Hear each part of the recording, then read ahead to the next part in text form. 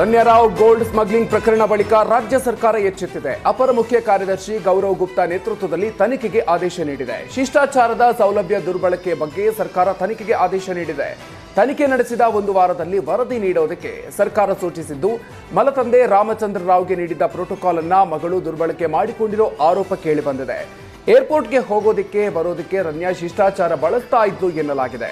ತಂದೆಯ ಪ್ರೋಟೋಕಾಲ್ ಬಳಸಿ Ranya airport checking ತಪ್ಪಿಸಿಕೊಳ್ತಾ ಇದ್ಲು ಅಂತ ಹೇಳಲಾಗ್ತಾ ಇದೆ.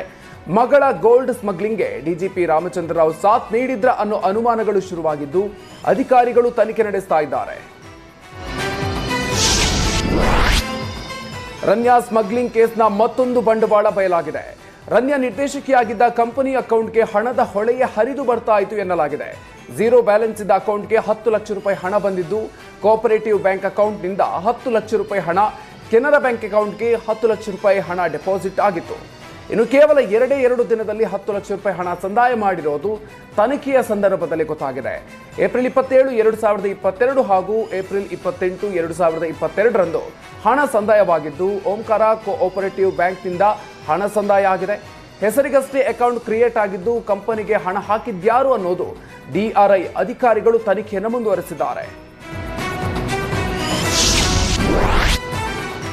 ನಟಿ ರನ್ಯಾರಾವ್ ಗೋಲ್ಡ್ ಸ್ಮಗ್ಲಿಂಗ್ನ ಮತ್ತೊಂದು ರಹಸ್ಯ ಬಯಲಾಗಿದೆ. ನಟಿಯನ್ನ ಬಾಯ್ಬಿಡಿಸೋದಕ್ಕೆ ಅಧಿಕಾರಿಗಳು ಸುಸ್ತಾಗಿದ್ದು, ಸಾಕ್ಷಿ ಮುಂದಿಟ್ಟು ಪ್ರಶ್ನಿಸಿದ್ರು ಕೂಡ ಯಾವುದೇ ಪ್ರತಿಕ್ರಿಯೆ ನೀಡದೆ ಸುಮ್ಮನಿದ್ದಾಳೆ. ಏರ್ಪೋರ್ಟ್ ಸಿಸಿಟಿವಿಯೇ ಸುಳ್ಳು ಅಂತ ರನ್ಯಾರಾವ್ ವಾದಿಸ್ತಾ ಇದ್ದು, ಅದರಲ್ಲಿ ಇರೋದು ನಾನಲ್ಲ ಅಂತ ಹೇಳ್ತಾ ಇದ್ದಾಳೆ. ಯಾವುದೇ ಸಾಕ್ಷ್ಯ ಇಟ್ಟು ಪ್ರಶ್ನಿಸಿದ್ರು ಕೂಡ ರನ್ಯಾ ಒಪ್ಪಿಕೊಳ್ತಾ ಇಲ್ಲ. ಹೀಗಾಗಿ ಕೇವಲ ಮೊಬೈಲ್, ಲ್ಯಾಪ್ಟಾಪ್ ಡೇಟಾ ಆಧರಿಸಿ ತನಿಖೆಯನ್ನು ಮಾಡಲಾಗ್ತಾ ಇದೆ. ರನ್ಯಾ ಜೊತೆ ಅರೆಸ್ಟ್ ಆದ ಉದ್ಯಮಿ ತರುಣ್ ರಾಜ್ ಬಂಡವಾಳ ಒಂದೊಂದೇ ಬಯಲಾಗ್ತಾ ಇದೆ. 2ನೇ ಆರೋಪಿ Tarun Raj smuggling king pin ಆಗಿದ್ದು, ಚಿನ್ನ ಖರೀದಿಗೆ ತರುಣ್ ರಾಜ್ನದ್ದೇ ದೊಡ್ಡ ಪಾಲಿದೆ ಅಂತ ಹೇಳಲಾಗ್ತಾ ಇದೆ. ಈಗಾಗಲೇ ಸ್ಮಗ್ಲಿಂಗ್ ಗ್ಯಾಂಗ್ನ ಕೆಲವರ ಬಗ್ಗೆ ಡಿಆರ್ಐ ಮಾಹಿತಿ ಕಲೆ ಹಾಕಿದ್ದು, ಸದ್ಯದಲ್ಲೇ ಸಿಂಡಿಕೇಟ್ ಸದಸ್ಯರು ಡಿಆರ್ಐ ಅಧಿಕಾರಿಗಳ ಬಲೆಗೆ ಬೀಳಲಿದ್ದಾರೆ. ದುಬೈನ ದೊಡ್ಡ ಗ್ಯಾಂಗ್ ಜೊತೆ ರನ್ಯಾ ಸಂಪರ್ಕ ಹೊಂದಿದ್ದು, ರನ್ಯಾ ಮೊಬೈಲ್ನಲ್ಲಿ ಇಂಟರ್ನ್ಯಾಷನಲ್ ಗೋಲ್ಡ್ ಸ್ಮಗ್ಲಿಂಗ್ ಬಗ್ಗೆ ಮಾಹಿತಿ ಸಿಕ್ಕಿದೆ. ರನ್ಯಾರಾವ್ ಗೋಲ್ಡ್ ಸ್ಮಗ್ಲಿಂಗ್ ಬಂಡವಾಳ ಪುರಾಣ ಬಗೆದಷ್ಟು ಬಯಲಾಗ್ತಾ ಇದೆ. 1 ವರ್ಷದಲ್ಲಿ 28 ಬಾರಿ ರನ್ಯಾರಾವ್ ವಿದೇಶಕ್ಕೆ ಹೋಗಿದ್ಲು ಎನ್ನಲಾಗಿದೆ.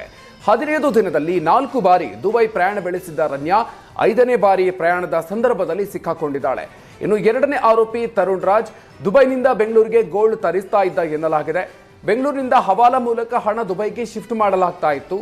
ದುಬೈನಲ್ಲಿ ಗೋಲ್ಡ್ ಖರೀದಿ, ಟ್ರಾನ್ಸ್ಪೋರ್ಟ್ ಉಸ್ತುವಾರಿಯನ್ನ ಆತ ವಹಿಸಿಕೊಂಡಿದ್ದ ಎನ್ನಲಾಗಿದೆ. ಬೆಂಗಳೂರು ಏರ್ಪೋರ್ಟ್ನಲ್ಲಿ ರನ್ಯಾ ಲಿಂಕ್ ಇಟ್ಟಿದ್ಲು ಎನ್ನಲಾಗಿದೆ. IPS ಪುತ್ರಿ ಆಗಿದ್ರಿಂದ ಚಿನ್ನವನ್ನ ತರೋದಕ್ಕೆ ರನ್ಯಾಳಿಗೆ ಅನುಕೂಲ ಆಗ್ತಾ ಇತ್ತು. ಇದೇ ಕಾರಣಕ್ಕೆ ತರುಣ್ ರಾಜ್ ರನ್ಯಾ ರಾವ್ಳನ್ನ ಬಳಸ್ಕೊಂಡಿದ್ದ ಎನ್ನಲಾಗಿದೆ. ಆದರೆ ಯಾರಿಗೆ ಚಿನ್ನ ಹಂಚಿಕೆ ಮಾಡ್ತಿದ್ದ ಅನ್ನೋದು ಇನ್ನೂ ಕೂಡ ಸಸ್ಪೆನ್ಸ್ ಆಗಿ ಉಳ್ಕೊಂಡಿದೆ.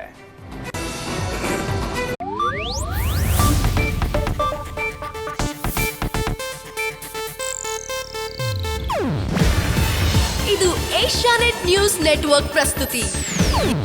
ನೀವು ನೋಡ್ತಿದ್ದೀರಾ ಏಷ್ಯಾನೆಟ್ ಸುವರ್ಣ ನ್ಯೂಸ್.